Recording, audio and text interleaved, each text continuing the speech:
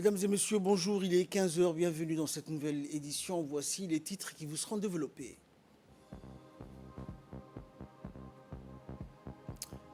La région d'Ali Sabié a accueilli la délégation conduite par la ministre de la Jeunesse et de la Culture, Dr Hibo Moumine.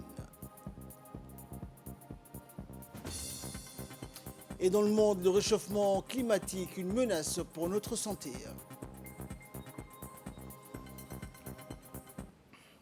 Bonjour à tous. La 156e session ordinaire du Conseil de la Ligue arabe au niveau ministériel, cette session d'hier donc était présidée par le ministre des Affaires étrangères, ministre d'État aux Affaires du Conseil des ministres koweïtien, Dr Ahmed Nasser Al-Mohamed Al-Sabah, au siège de la Ligue arabe au Caire, en Égypte. Notre pays était représenté lors de cette session par Mohamed Ali Youssouf, ministre des Affaires étrangères et de la coopération internationale, porte-parole du gouvernement, accompagné de Ahmed Barré, représentant permanent auprès de la Ligue arabe, des États arabes et de ses collaborateurs. Le Conseil des ministres a examiné les points habituels permanents de son ordre du jour, tels que le terrorisme international et les moyens de lutte antiterroriste, les derniers développements dans le monde arabe, dans la solidarité avec le Libyen, donc le Soudan, la Somalie et le Comores, ainsi que la question palestinienne. Direction la région d'Ali Sabié, à présent une délégation conduite par la ministre de la Jeunesse et de la Culture, Dr Hibo Moumine Assoué, a entamé hier la dernière étape de son programme direction Ascat, deuxième ville industrielle du pays. C'est donc accompagné du représentant de l'USAID à Djibouti, Lloyd Jackson, que la ministre a rencontré le préfet de la région, Moussa Adelmigane, et le représentant du conseil régional, Omar Ahmadou Aïs, à la préfecture, et 4 parlementaires de la région. Les discussions donc se sont poursuivies au conseil régional où la délégation a été accueillie en grande pompe. Et la ministre de la Culture et de la Jeunesse, Dr Hibo Moumine, et le préfet Moussa Dalmigane, donc, ont discuté de plusieurs questions donc, concernant la région d'Ali Sabié et son développement. Arrivé donc au conseil régional, une foule en liesse attendait donc la ministre et sa délégation avant une réunion donc avec les élus et les représentants du conseil régional de la région d'Ali Sabié.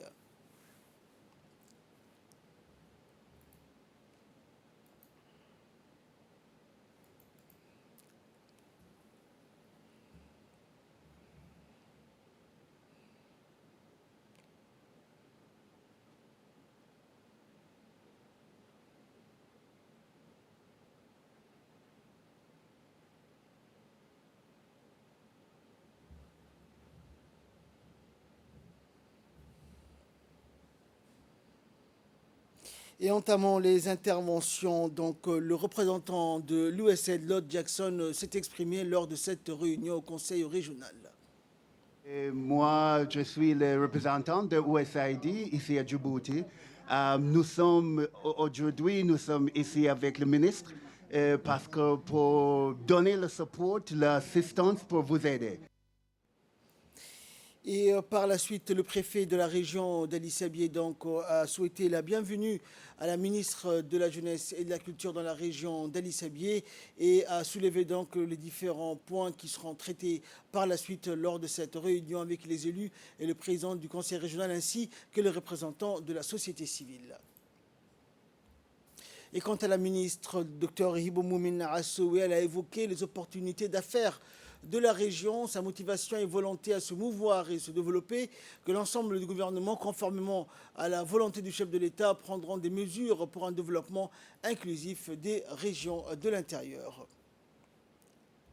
La ministre Dr Hibo s'est ensuite rendue au centre de développement communautaire de la ville d'Ali Sabié car les CDC répondent à une volonté de vulgarisation optimale. Il peut être aussi un point d'orgue d'essence inspiratrice d'idéaux. Sur place, la ministre a été accueillie par la jeunesse donc, de la ville d'Ali Sabié et les responsables des CDC et de la jeunesse.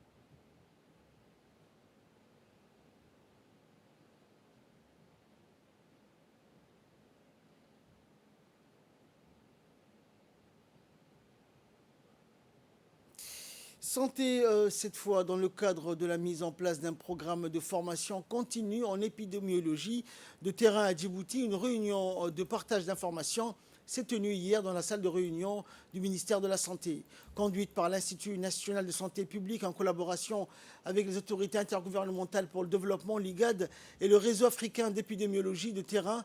Ces formations ont été dispensées aux différents acteurs engagés dans la lutte antivectorielle, suivant les niveaux d'intervention et en fonction du cursus des prestataires soignants.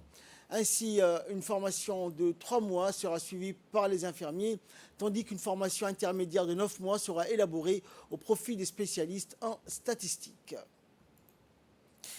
Direction la belle ville d'Arta, où la rentrée des lycées a eu lieu en présence donc des autorités de la région et des hauts cadres du ministère de l'Éducation nationale et de la formation professionnelle. Et comme à s'en accoutumé, le préfet de la région d'Arta, Mohamed Cheikh Hassan, accompagné du président du conseil régional, Elmi Boudadé, des responsables du ministère de l'Éducation, a effectué donc une tournée dans les lycées donc, de la ville d'Arta, le lycée général, le lycée technique et le lycée hôtelier donc, qui accueille cette année de nombreux étudiants, de nombreux élèves pour une nouvelle année scolaire qui commence 2021-2022. Le préfet a fait donc une tournée accompagnée des responsables en rendant visite donc aux enseignants et aux responsables de chaque établissement et en leur souhaitant une bonne rentrée des lycées.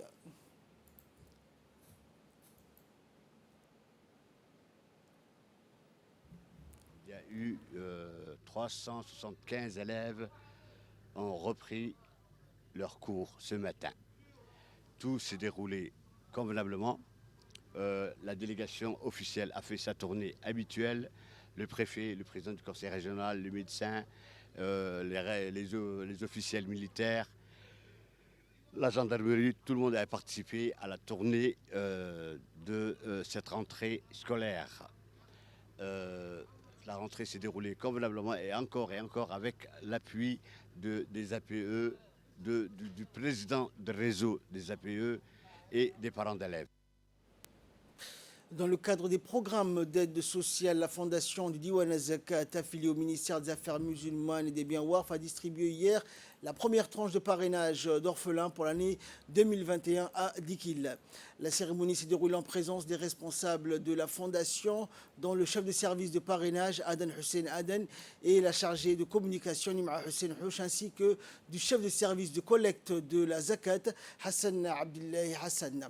A noter que les distributions similaires pour la première promotion de parrainage d'orphelins pour l'année 2021 ont également eu lieu dans chacune des régions d'Arta et d'Ali Sabieh. Dans leurs interventions, les responsables de la région et de la Diwana Zakat ont souligné l'importance que revêt le programme de parrainage lancé par le président de la République en 2007.